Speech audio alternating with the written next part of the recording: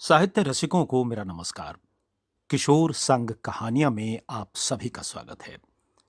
लीजिए सुनिए मुंशी प्रेमचंद की सुप्रसिद्ध कहानी दो बैलों की कथा। जानवरों में गधा सबसे ज्यादा बुद्धिहीन समझा जाता है। जब हम किसी आदमी को पल्ले दर्जे का बेवकूफ कहना चाहते हैं तो उसे गधा कहते हैं। गधा सचमुच बेवकूफ है या उसके सीधेपन, उसकी निरापद सहिष्णुता ने उसे यह पदवी दे दी है, इसका निश्चय नहीं किया जा सकता। गायें सींग मारती हैं, ब्याई हुई गाय तो अनायास ही सिंघनी का रूप धारण कर लेती है। कुत्ता भी बहुत गरीब जानवर है, लेकिन कभी कभी उसे भी क्रोध आ ही जाता है। किंतु गधे को कभी क्रोध करते नहीं सुना, न देखा। जितना चाहो गरीब को मारो, चाहे जैसी खराब सड़ी हुई घास सामने डाल दो, उसके चेहरे पर कभी असंतोष की छाया भी न दिखाई देगी। वैशाख में चाहे एक आध बार कुलेल कर लेता हो, पर हमने तो उसे कभी खुश होते नहीं देखा। उसके चेहरे पर एक स्थायी विषाद स्थायी रूप से छाया रहता है। सुख, दुख, हानि, लाभ, किसी भी दशा में उसे बदलते नहीं देखा। ऋषि मुनियों के जितने गुण हैं, वे सभी उसमें पराकाष्ठा को पहुंच गए हैं, पर आदमी उसे बेवकूफ कहता है। सद्गुणों का इतना अनादर कहीं नहीं देखा। कदाचित सीधापन संसार के लिए उपयुक्त नहीं है। देखिए ना, भारतवासियों की अफ्रीका में क्या दुर्दशा हो रही है। क्यों अमेरिका में उन्हें घुसने नहीं दिया जाता? बेचारे शराब नहीं पीते, चार पैसे कुछ समय के लिए बचा कर रखते हैं, जी तोड़कर काम करते हैं, किसी से लड़ाई झगड़ा नहीं करते, चार बातें सुनकर गम खा जाते हैं, फिर भी बदनाम है। कहा जाता है वे जीवन के आदर्शों को नीचा करते हैं। अगर वे भी ईंट का जवाब पत्थर से देना सीख जाते तो शायद सभ्य कहलाने लगते। जापान की मिसाल सामने है। एक ही विजय ने उसे संसार की सभ्य जातियों में गण्य बना दिया।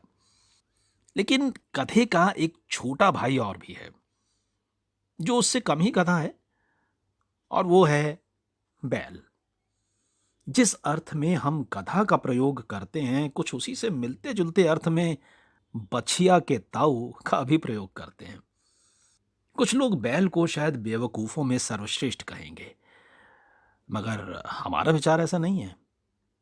बैल कभी कभी मारता भी है, कभी कभी अड़ियल बैल भी देखने में आता है, और भी कई रीतियों से अपना असंतोष प्रकट कर देता है। अतएव उसका स्थान गधे से नीचा है। झूरी काछी के दोनों बैलों के नाम थे हीरा और मोती।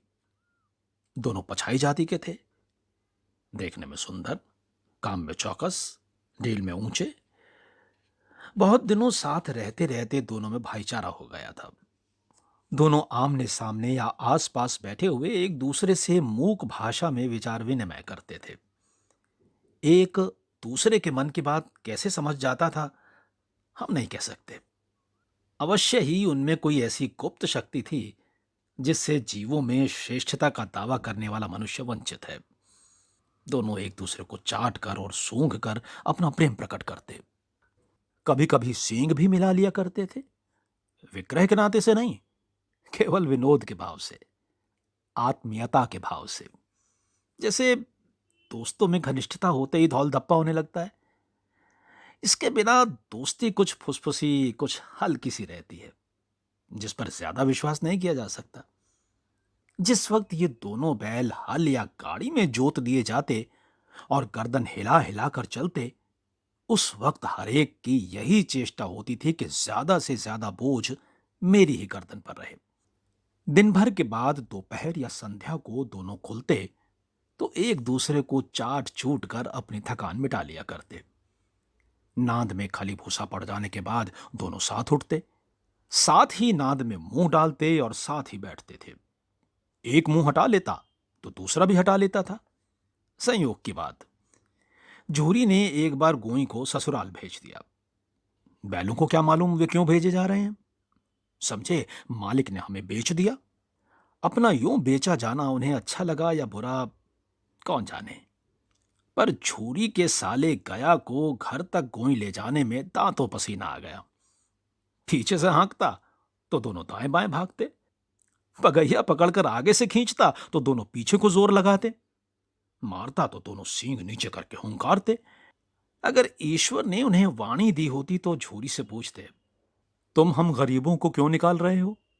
हमने तो तुम्हारी सेवा करने में कोई कसर नहीं उठा रखी। अगर इतनी मेहनत से काम न चलता था तो और काम ले लेते। हमें तो तुम्हारी चाकरी में मर जाना कबूल था। हमने कभी दाने चारे की शिकायत नहीं की। तुमने जो कुछ खिलाया वो सिर झुकाकर खा लिया। फिर तुमने हमें इस जालिम के हाथ क्यों बेच दिया?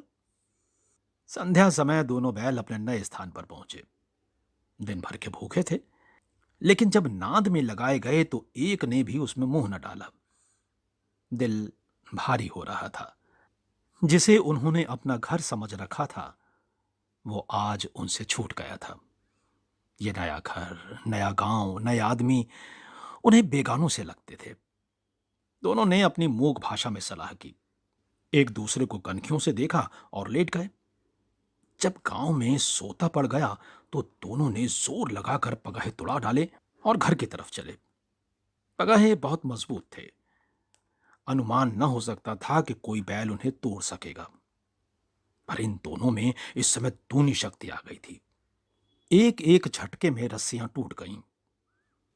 झूरी प्रातःकाल सोकर उठा तो देखा कि दोनों बैल चरनी पर खड़े हैं। दोनों की गर्दनों में आधा आधा गरांव लटक रहा है। घुटने तक पांव कीचड़ से भरे हैं और दोनों की आंखों में विद्रोह में स्नेह छलक रहा है। झूरी बैलों को देखकर स्नेह से गदगद हो गया। दौड़कर उन्हें गले लगा लिया। प्रेमालिंगन और चुंबन का वो दृश्य बड़ा ही मनोहर था। घर और गांव के लड़के जमा हो गए और तालियां बजा बजा कर उनका स्वागत करने लगे। गांव के इतिहास में यह घटना अभूतपूर्व न होने पर भी महत्वपूर्ण थी। बाल सभा ने निश्चय किया, दोनों पशुवीरों को अभिनंदन पत्र देना चाहिए। कोई अपने घर से रोटियां लाया, कोई गुड़, कोई चोकर, कोई भूसी। एक बालक ने कहा, ऐसे बैल किसी के पास ना होंगे। दूसरे ने समर्थन किया, इतनी दूर से दोनों अकेले चले आए। तीसरा बोला, बैल नहीं है वे, उस जन्म के आदमी हैं। इसका प्रतिवाद करने का किसी को साहस न हुआ। छोरी की स्त्री ने बैलों को द्वार पर देखा तो चल उठी।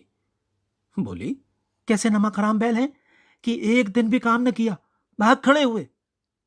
छोरी अपने बैलों पर यह आक्षेप न सुन सका। नमक हराम क्यों है? चारा दाना न दिया होगा तो क्या करते? स्त्री ने रौब के साथ कहा, बस तुम ही तो बैलों को खिलाना जानते हो, और तो सभी पानी पिला पिला कर रखते हैं। झूरी ने चिढ़ाया, चारा मिलता तो क्यों भागते? स्त्री चिढ़ी, भागे इसलिए कि वे लोग तुम जैसे बुद्धुओं की तरह बैलों को सहलाते नहीं, खिलाते हैं तो रगड़ कर जोतते भी हैं। ये दोनों ठहरे कामचोर भाग निकले। अब देखो कहां से खली और चोकर मिलता है। सूखे भूसे के सिवा कुछ न दूंगी, खाएं चाहे मरें। वही हुआ। मजूर को बड़ी ताकीद कर दी गई कि बैलों को खाली सूखा भूसा दिया जाए। बैलों ने नाद में मुंह डाला तो फीका फीका, न कोई चिकनाहट न कोई रस। क्या खाएं? आशा भरी आंखों से द्वार की ओर ताकने लगे। झूरी ने मजूर से कहा, थोड़ी सी खली क्यों नहीं डाल देता बे? मालकिन मुझे मार ही डालेंगी। तो चुरा कर डाल ला। ना दादा, पीछे से तुम भी उन्हीं की सी कहोगे। दूसरे दिन झूरी का साला फिर आया और बैलों को ले चला। अब की उसने दोनों को गाड़ी में जोता। दो चार बार मोती ने गाड़ी को सड़क की खाई में गिराना चाहा, पर हीरा ने संभाल लिया। वो ज्यादा सहनशील था। संध्या समय घर पहुंचकर उसने दोनों को मोटी रस्सियों से बांधा और कल की शरारत का मजा चखाया। फिर वही सूखा भूसा डाल दिया। अपने दोनों बैलों को खाली चूनी सब दी। दोनों बैलों का ऐसा अपमान कभी ना हुआ था।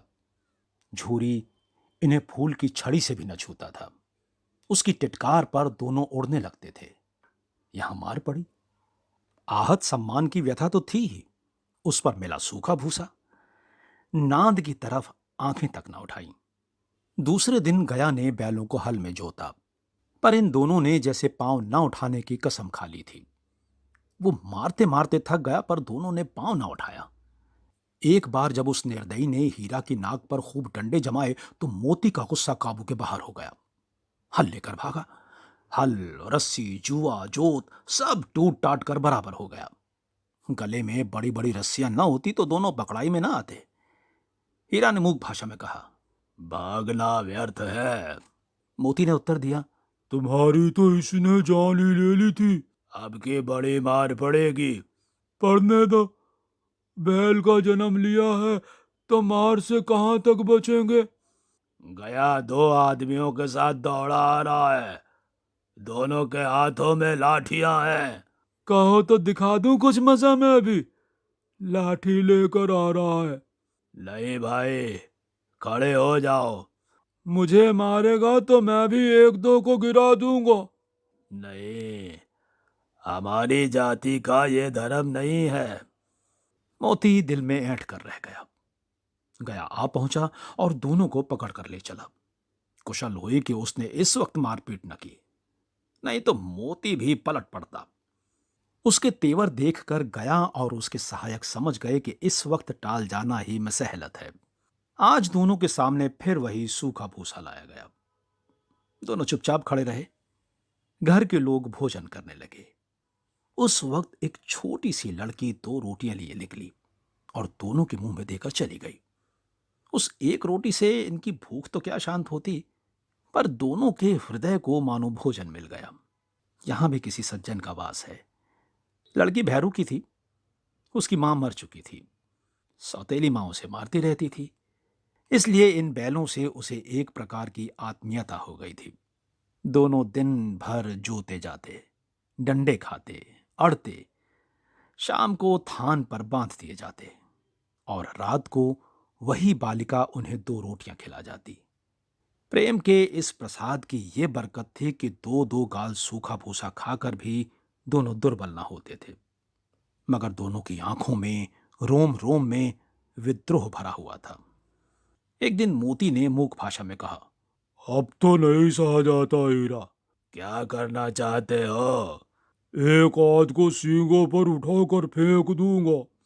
लेकिन जानते हो, वो प्यारी लड़की जो हमें रोटियां खिलाती है, उसी की लड़की है जो इस घर का मालिक है। ये बेचारी अनाथ ना हो जाएगी। तो मालकिन को ना फेंक दूं? वही तो उस लड़की को मारती है। लेकिन औरत जात पर सींग चलाना मना है, ये भूल जाते हो। तुम तो किसी तरह निकलने ही नहीं देते। बताओ, तुड़ाकर भाग चले? हाँ, ये मैं स्वीकार करता हूँ, लेकिन इतनी मोटी रस्सी टूटेगी कैसे? इसका एक उपाय है। पहले रस्सी को थोड़ा चबा लो, फिर एक झटके में जाती है। रात को जब बालिका रोटियां खिलाकर चली गई तो दोनों रस्सियां चबाने लगे, पर मोटी रस्सी मुंह में ना आती थी। बेचारे बार बार जोर लगाकर रह जाते। सहसा घर का द्वार खुला और वही लड़की निकली। दोनों सिर झुकाकर उसका हाथ चाटने लगे। दोनों की पूंछें खड़ी हो गईं। उसने उनके माथे सहलाए और बोली, खोले देती हूं, चुपके से भाग जाओ, नहीं तो यहां लोग मार डालेंगे। आज घर में सलाह हो रही है कि इनकी नाकों में नाथ डाल दी जाए। उसने गरां खोल दिया, पर दोनों चुपचाप खड़े रहे। मोती ने अपनी भाषा में पूछा, अब चलते क्यों नहीं? हीरा ने कहा, चले तो, लेकिन कल इस अनाथ पर आफत आएगी, सब इसी पर संदेह करेंगे। सहसा बालिका चिल्लाई, दोनों फूफा वाले बैल भागे जा रहे हैं। ओ दादा, ओ दादा, दोनों बैल भागे जा रहे हैं, जल्दी दौड़ो। गया हड़बड़ाकर भीतर से निकला और बैलों को पकड़ने चला। वे दोनों भागे। गया ने पीछा किया और भी तेज हुए। गया ने शोर मचाया। फिर गांव के कुछ आदमियों को भी साथ लेने के लिए लौटा। दोनों मित्रों को भागने का मौका मिल गया। सीधे दौड़ते चले गए, यहां तक कि मार्ग का ज्ञान न रहा। जिस परिचित मार्ग से आए थे उसका यहां पता न था। नए नए गांव मिलने लगे। तब दोनों एक खेत के किनारे खड़े होकर सोचने लगे, अब क्या करना चाहिए। हीरा ने कहा, मालूम होता है राह भूल गए। तुम भी बेतहाशा भागे, वहीं उसे मार गिराना था। उसे मार गिराते तो दुनिया क्या कहती? वो अपना धर्म छोड़ दें, लेकिन हम अपना धर्म क्यों छोड़े? दोनों भूख से व्याकुल हो रहे थे। खेत में मटर पड़ी थी। चरने लगे, रह रह कर आहट ले लेते थे। कोई आता तो नहीं है। जब पेट भर गया, दोनों ने आजादी का अनुभव किया तो मस्त होकर उछलने कूदने लगे। पहले दोनों ने डकार ली, फिर सींग मिलाए और एक दूसरे को ठेलने लगे। मोती ने हीरा को कई कदम पीछे हटा दिया, यहां तक कि वो खाई में गिर गया। तब उसे भी क्रोध आया, संभल कर उठा और फिर मोती से मिल गया। मोती ने देखा खेल खेल में झगड़ा हुआ चाहता है, तो किनारे हट गया। अरे, ये क्या? कोई सांड डौंकता चला रहा है। हाँ, सांड ही है। वो सामने आ पहुंचा। दोनों मित्र बगले झांक रहे हैं। सांड पूरा हाथी है। उससे भिड़ना जान से हाथ धोना है, लेकिन न भिड़ने पर भी जान बचती नजर नहीं आती। इन्हीं की तरफ आ भी रहा है। कितनी भयंकर सूरत है। मोती ने मूक भाषा में कहा। बुरे फंसे, जान बचेगी, कोई उपाय सोचो। हीरा ने चिंतित स्वर में कहा। अपने घमंड में भूला हुआ है, आरजू विनती न सुनेगा। भाग क्यों न चले? भागना कायरता है। तो फिर यही मरो, बंदा तो 9 2 11 होता है। और जो दौड़ाए, तो फिर कोई उपाय सोचो जल्द। उपाय यही है कि दोनों जने एक साथ चोट करें। मैं आगे से रगेदता हूँ, तुम पीछे से रगेदो। दोहरी मार पड़ेगी तो भाग खड़ा होगा। मेरी और झपटे, तुम बगल से उसके पेट में सींग घुसेड़ देना। जान जोखिम है, पर दूसरा उपाय नहीं है। दोनों मित्र जान हथेलियों पर लेकर लपके। सांड को भी संगठित शत्रुओं से लड़ने का तजर्बा न था। वो तो एक शत्रु से मल्ल युद्ध करने का आदी था। जो ही हीरा पर झपटा, मोती ने पीछे से दौड़ाया। सांड उसकी तरफ मुड़ा तो हीरा ने रगेदा। सांड चाहता था कि एक एक करके दोनों को गिरा ले, पर ये दोनों भी उस्ताद थे, उसे वो अवसर न देते थे। एक बार सांड झल्ला कर हीरा का अंत कर देने के लिए चला कि मोती ने बगल से आकर पेट में सींग भोंक दी। सांड क्रोध में आकर पीछे फिरा तो हीरा ने दूसरे पहलू में सींग चुभा दिया। आखिर बेचारा जख्मी होकर भागा और दोनों मित्रों ने दूर तक उसका पीछा किया, यहां तक कि सांड बेदम होकर गिर पड़ा। अब दोनों ने उसे छोड़ दिया। दोनों मित्र विजय के नशे में झूमते चले जाते थे। मोती ने अपनी सांकेतिक भाषा में कहा। मेरा तो जी चाहता था कि बच्चा को मार ही डालूं। हीरा ने तिरस्कार किया। गिरे हुए बैरी पर सेंग न चलाना चाहिए। ये सब ढोंग है, बैरी को ऐसा मारना चाहिए कि फिर न उठे। अब घर कैसे पहुंचेंगे, ये सोचो। पहले कुछ खा लें तो सोचे। सामने मटर का खेत था ही। मोती उसमें घुस गया। हीरा मना करता रहा पर उसने एक न सुनी। अभी 2 4 ग्रास ही खाए थे कि 2 आदमियां लाठियां लिए दौड़ पड़े और दोनों मित्रों को घेर लिया। हीरा तो मेड़ पर था, निकल गया। मोती सींचे हुए खेत में था। उसके खुर कीचड़ में धंसने लगे, न भाग सका। पकड़ लिया। हीरा ने देखा संगी संकट में है तो लौट पड़ा। फंसेंगे तो दोनों फंसेंगे। रखवालों ने उसे भी पकड़ लिया। प्रातःकाल दोनों मित्र कांजी हाउस में बंद कर दिए गए। दोनों मित्रों को जीवन में पहली बार ऐसा साबिका पड़ा कि सारा दिन बीत गया और खाने को एक तिनका भी न मिला। समझ ही में ना आता था ये कैसा स्वामी है। इससे तो गया फिर भी अच्छा था। यहाँ कई भैंसें थी, कई बकरियां, कई घोड़े, कई गधे, पर किसी के सामने चारा न था।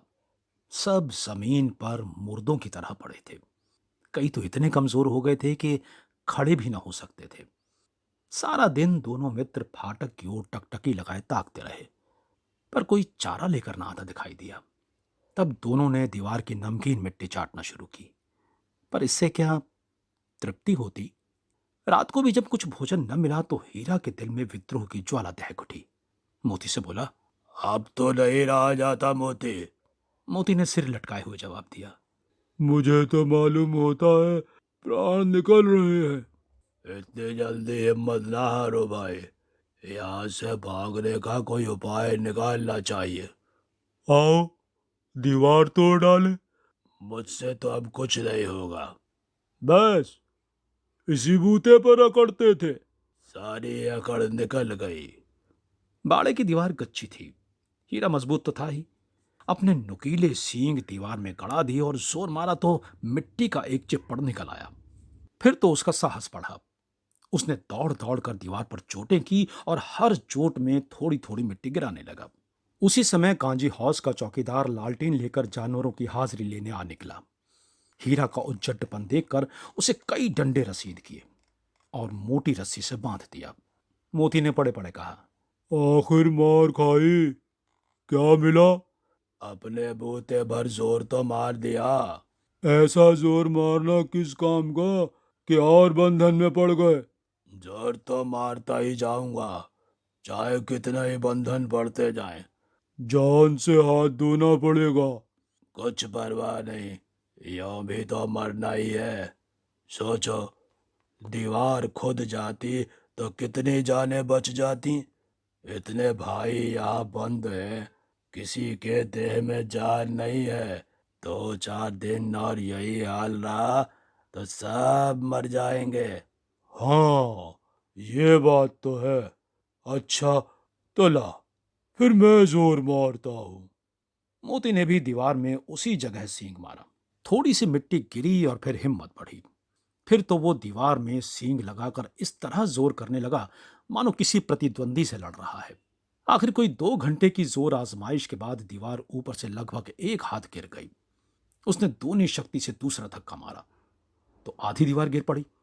दीवार का गिरना था कि अधमरे से पड़े हुए सभी जानवर चेत उठे।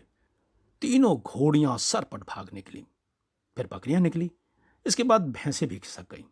पर गधे अभी तक ज्यों के त्यों खड़े थे। हीरा ने पूछा, तुम क्यों नहीं भाग जाते? एक गधे ने कहा, जो कहीं फिर पकड़ लिए जाए तो क्या हर्ज है, अभी तो भागने का अवसर है। हमें तो डर लगता है, हम यहीं पड़े रहेंगे।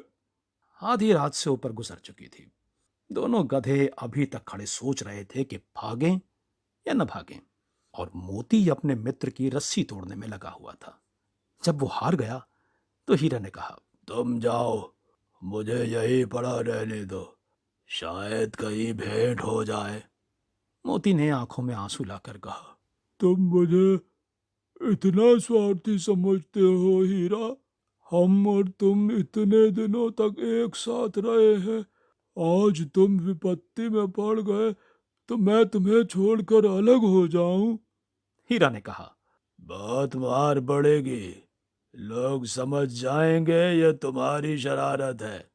मोती गर्व से बोला, जिस अपराध के लिए तुम्हारे गले में बंधन पड़ा, उसके लिए अगर मुझ पर मार पड़े तो क्या चिंता? इतना तो हो ही गया कि 9-10 प्राणियों की जान बच गई। वे सब तो आशीर्वाद देंगे। ये कहते हुए मोती ने दोनों गधों को सींगों से मार मार कर बाड़े से बाहर निकाला और तब अपने बंधु के पास आकर सो रहा। भोर होते ही मुंशी और चौकीदार तथा अन्य कर्मचारियों में कैसी खलबली मची, इसे लिखने की जरूरत नहीं। बस इतना ही काफी है कि मोती की खूब मरम्मत हुई और उसे भी मोटी रस्सी से बांध दिया गया। 1 सप्ताह तक दोनों मित्र वहां बंधे पड़े रहे। किसी ने चारे का एक तृण भी न डाला। हाँ, एक बार पानी दिखा दिया जाता था, यही उनका आधार था। दोनों इतने दुर्बल हो गए थे कि उठा तक न जाता था। ठठरियां निकल आई थीं। एक दिन बाड़े के सामने डुग्गी बजने लगी और दोपहर होते होते वहां 50-60 आदमी जमा हो गए। तब दोनों मित्र निकाले गए और उनकी देखभाल होने लगी। लोग आ आकर उनकी सूरत देखते और मन फीका करके चले जाते। ऐसे मृतक बैलों का कौन खरीदार होता? सहसा एक दढ़ियल आदमी जिसकी आंखें लाल थीं और मुद्रा अत्यंत कठोर आया और दोनों मित्रों के कूल्हों में उंगली गोद कर मुंशी जी से बातें करने लगा। उसका चेहरा देखकर अंतर्ज्ञान से दोनों मित्रों के दिल कांप उठे। ये कौन है और उन्हें क्यों टटोल रहा है? इस विषय में उन्हें कोई संदेह न हुआ। दोनों ने एक दूसरे को भीत नेत्रों से देखा और सिर झुका लिया। हीरा ने कहा, गया के घर से नाहक भागे, अब जान न बचेगी। मोती ने अश्रद्धा के भाव से उत्तर दिया, कहते हैं भगवान सबके ऊपर दया करते हैं, उन्हें हमारे ऊपर दया क्यों नहीं आती? भगवान के लिए हमारा मरना जीना दोनों बराबर है। चलो, अच्छा ही है, कुछ दिन उसके पास तो रहेंगे। एक बार भगवान ने उस लड़की के रूप में हमें बचाया था, क्या अब न बचाएंगे? ये आदमी छुरी चलाएगा, देख लेना।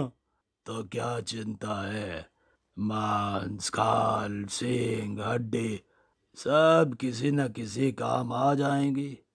नीलाम हो जाने के बाद दोनों मित्र उस दढ़ियल के साथ चले। दोनों की पोटी पोटी कांप रही थी। बेचारे पांव तक न उठा सकते थे, पर भय के मारे गिरते पड़ते भागे जाते थे, क्योंकि वो जरा भी चाल धीमी हो जाने पर जोर का डंडा जमा देता था। राह में गाय बैलों का एक रेवड़ हरे हरे हार में चरता नजर आया। सभी जानवर प्रसन्न थे, चिकने चपल, कोई उछलता था, कोई आनंद से बैठा पागुर करता था। कितना सुखी जीवन था इनका, पर कितने स्वार्थी हैं सब। किसी को चिंता नहीं कि उनके दो भाई बधिक के हाथ पड़े कैसे दुखी हैं। सहसा दोनों को ऐसा मालूम हुआ कि ये परिचित राह है। हाँ, इसी रास्ते से गया उन्हें ले गया था। वही खेत, वही बाग, वही गांव मिलने लगे। प्रति क्षण उनकी चाल तेज होने लगी। सारी थकान, सारी दुर्बलता गायब हो गई। हाँ, ये लो, अपना ही हार आ गया। इसी कुएं पर हम पुर चलाने आया करते थे। यही कुआं है। मोती ने कहा, हमारा घर नगीच आ गया। हीरा बोला, भगवान की दया है, मैं तो अब घर भागता हूँ। ये जाने न देगा, इसे मार गिराता हूँ। नहीं नहीं, दौड़कर थान पर चलो, वहां से हम आगे न जाएंगे। दोनों उन्मत्त होकर बछड़ों की भांति कुलेले करते हुए घर की ओर दौड़े। हमारा थान है। दोनों दौड़कर अपने थान पर आए और खड़े हो गए। तड़ियल भी पीछे पीछे दौड़ा चला आता था। झूरी द्वार पर बैठा धूप खा रहा था। बैलों को देखते ही दौड़ा और उन्हें बारी बारी से गले लगाने लगा। मित्रों की आंखों में आनंद के आंसू बहने लगे। एक झूरी के हाथ चाट रहा था। दड़ियल ने जाकर बैलों की रस्सियां पकड़ ली। झूरी ने कहा, मेरे बैल हैं। तुम्हारे बैल कैसे? मैं मवेशी खाने से नीलाम लिए आता हूं। मैं तो समझता हूं तुम चुराई लिए आते हो। चुपके से चले जाओ। मेरे बैल हैं, मैं बेचूंगा तो बिकेंगे। किसी को मेरे बैल नीलाम करने का क्या अख्तियार है? जाकर थाने में रपट कर दूंगा। मेरे बैल हैं, इसका सबूत यह है कि ये मेरे द्वार पर खड़े हैं। दड़ियल झल्ला कर बैलों को जबरदस्ती पकड़ ले जाने के लिए बढ़ा। उसी वक्त मोती ने सींग चलाया। दड़ियल पीछे हटा। मोती ने पीछा किया। दड़ियल भागा। मोती पीछे दौड़ा। गांव के बाहर निकल जाने पर वो रुका, पर खड़ा दड़ियल का रास्ता देख रहा था। दड़ियल दूर खड़ा धमकियां दे रहा था, गालियां निकाल रहा था, पत्थर फेंक रहा था, और मोती विजयी शूर की भांति उसका रास्ता रोके खड़ा था। गांव के लोग ये तमाशा देखते थे और हंसते थे। जब दड़ियल हार कर चला गया तो मोती अकड़ता हुआ लौटा। हीरा ने कहा, मैं डर रहा था कि कहीं तुम गुस्से में आकर मार न बैठो। अगर वो मुझे पकड़ता तो मैं बेमारे न छोड़ता। अब ना आएगा। आएगा तो दूर से ही खबर लूंगा, देखूं कैसे ले जाता है। जो गोली मरवा दे, मर जाऊंगा, पर उसके काम तो ना आऊंगा। हमारी जान को कोई जान ही नहीं समझता, इसीलिए कि हम इतने सीधे हैं। जरा देर में नादों में खली, भूसा, चोकर और दाना भर दिया गया। दोनों मित्र खाने लगे। झूरी खड़ा दोनों को सहला रहा था और 20 लड़के तमाशा देख रहे थे। सारे गांव में उत्साह सा मालूम होता था। उसी समय मालकिन ने आकर दोनों के माथे चूम लिए। ये थी मुंशी प्रेमचंद की लिखी कहानी दो बैलों की कथा। आपको ये कहानी कैसी लगी, कमेंट बॉक्स में कमेंट करके हमें जरूर बताइएगा। अगर अच्छी लगी हो तो एक लाइक जरूर कीजिएगा। और आपने अगर अभी तक हमारे चैनल को सब्सक्राइब नहीं किया है तो विश्व के महान साहित्यकारों की अमर कृतियों को सुनने के लिए इसे सब्सक्राइब करें और सब्सक्राइब करने के बाद बेल आइकन जरूर क्लिक करें ताकि आने वाली प्रस्तुतियों की सूचना तुरंत आप तक पहुंचे। और हाँ, इसे अपने साहित्य प्रेमी मित्रों और परिजनों को शेयर अवश्य कीजिएगा। तो मिलता हूं अगली कड़ी में एक और कहानी के साथ। नमस्कार।